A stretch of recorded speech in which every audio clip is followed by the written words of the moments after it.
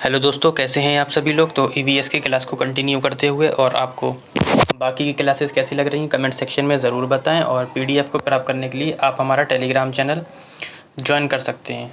तो शुरू करते हैं क्वेश्चन को बिना देरी से, और आपको क्लासेस कैसी लग रही हैं कमेंट सेक्शन में लास्ट में ज़रूर बताएँ। तो शुरू करते हैं। Question number 141। क्वेश्चन कहता है कि एक ईवीएस शिक्षिका एक चर्चा के दौरान, यानी कि एक ईवीएस शिक्षिका है जो चर्चा कर रही है और उसके दौरान बताती है कि राजस्थान के गांव के लोग स्थानीय रूप से उपलब्ध सामग्री से अपना घर बनाते हैं। यानी कि वो पूछ रही है कि कह रही है कि राजस्थान के जो गांव के लोग हैं वो स्थानीय रूप से जो चीज़ें पाई जाती हैं सामग्री वहीं से उसी से अपना घर बना लेते हैं, जबकि मुंबई जैसे शहर में लोग सीमेंट, ईंट, कांच की टाइल जैसी सामग्री खरीदकर घर बनाते हैं। इस चर्चा के आकलन के लिए सीखने का प्रतिफल क्या होगा। कहता है अवलोकन और रिकॉर्डिंग होगा, प्रयोग होगा, विश्लेषण होगा, तुलना करना या विश्लेषण होगा। ठीक है, देखो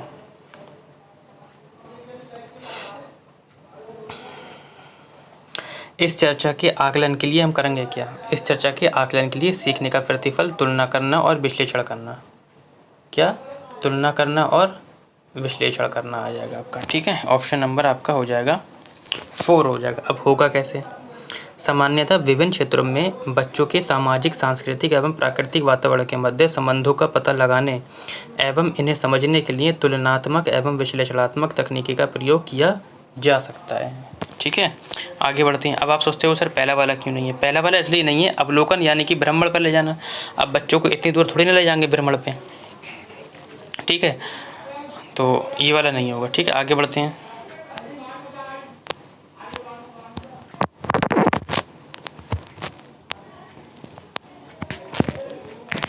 कहता है एक ईवीएस शिक्षक के रूप में आप प्राथमिक कक्षाओं के लिए पाठ्य पुस्तक के चयन में किन मानदंडों को सबसे महत्वपूर्ण मानेंगे। ठीक है, कहता है पाठ्य पुस्तक में लिंग, जाति, धर्म से संबंधित कोई रूढ़िवादिता नहीं होनी चाहिए। पाठ्य पुस्तक में भाषा मानक भाषा होना चाहिए। पाठ्य पुस्तक की कीमत कम और वे पतली होनी चाहिए, या पाठ्य पुस्तक सचित्र और आकर्षक होनी चाहिए। सही विकल्प चुनिए। ठीक, देखो पाठ्य पुस्तक में लिंग, जाति और धर्म से संबंधित कोई भी रूढ़िवादिता नहीं होना चाहिए। बिल्कुल, ये ऑप्शन आपका बिल्कुल ठीक है। कहता है पाठ्य पुस्तक में मानक भाषा का इस्तेमाल नहीं करना चाहिए। अगर कोई बच्चा दूसरी भाषा बोलने वाला आया है जिसकी मातृभाषा दूसरी है और आप जो है एक मानक भाषा पढ़ा रहे हैं तो बच्चा कैसे सीखेगा, इसलिए ये वाला गलत हो जाएगा आपका। अब दूसरा ऑप्शन जहाँ जहाँ गलत है वो तो ऑप्शन आपका होगा नहीं। कहता है पाठ्य पुस्तक की कीमत कम और पतली होना चाहिए, ये भी नहीं होगा। यानी कि पाठ्य पुस्तक सचित्र और आकर्षक होने चाहिए जिससे कि बच्चे दूर से देखते ही उसे पकड़ लें। यानी कि 1 और 4 हो जाएगा। आगे बढ़ते हैं क्वेश्चन नंबर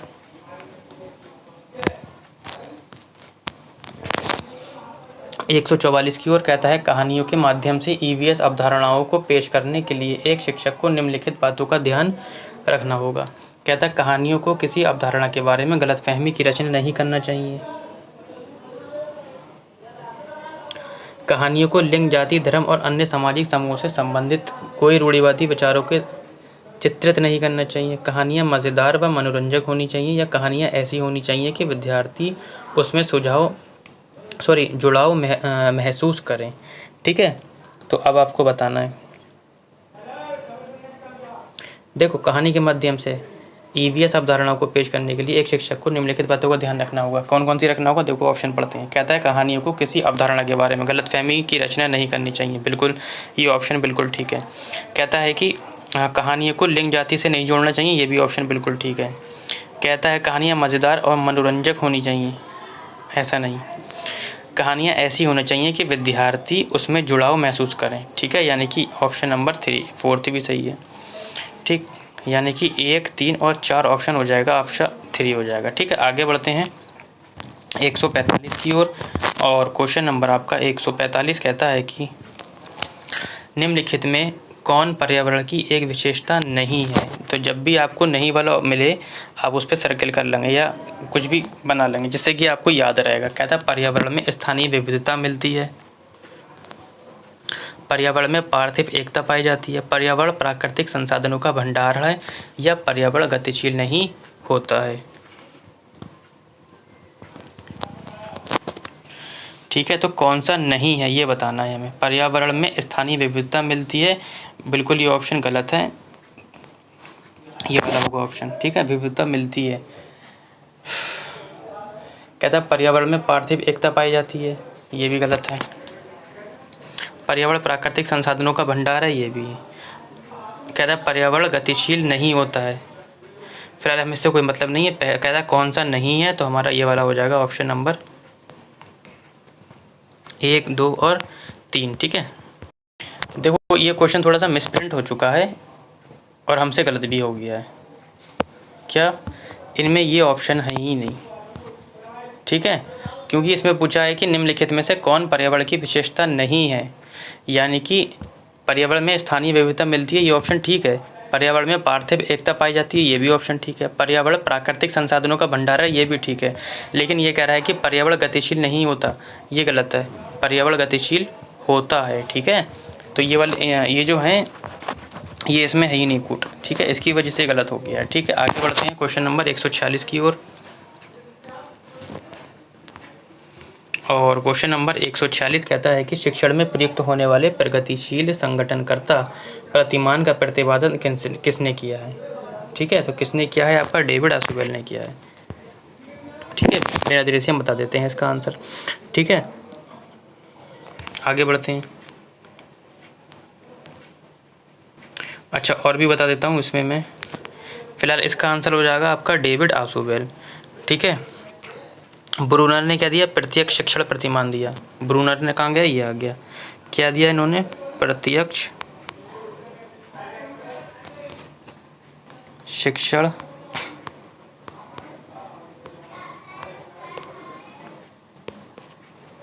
प्रतिमान, ठीक है। और आपका रिचार्ड सचमैन ने क्या दिया, परिपृच्छा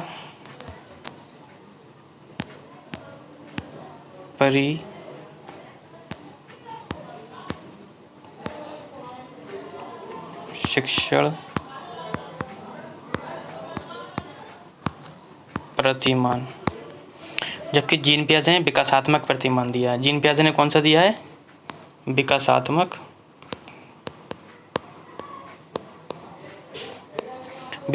प्रतिमान दिया है, ठीक है। आगे बढ़ते हैं क्वेश्चन नंबर 148 की ओर,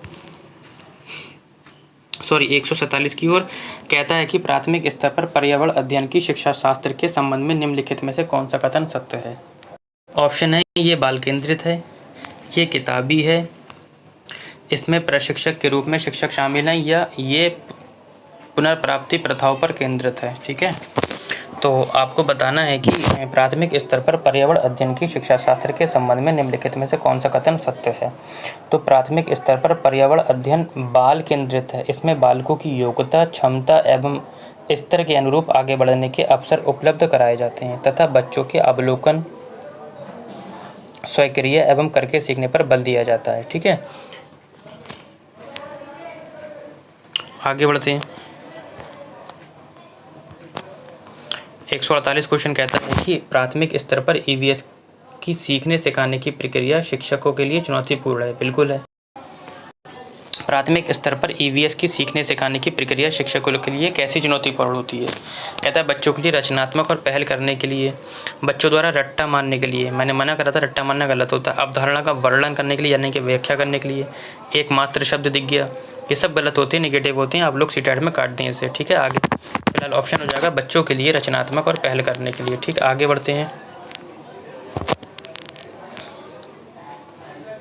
कहता है पर्यावरणीय प्रतियोगिताओं का मुख्य उद्देश्य नहीं है।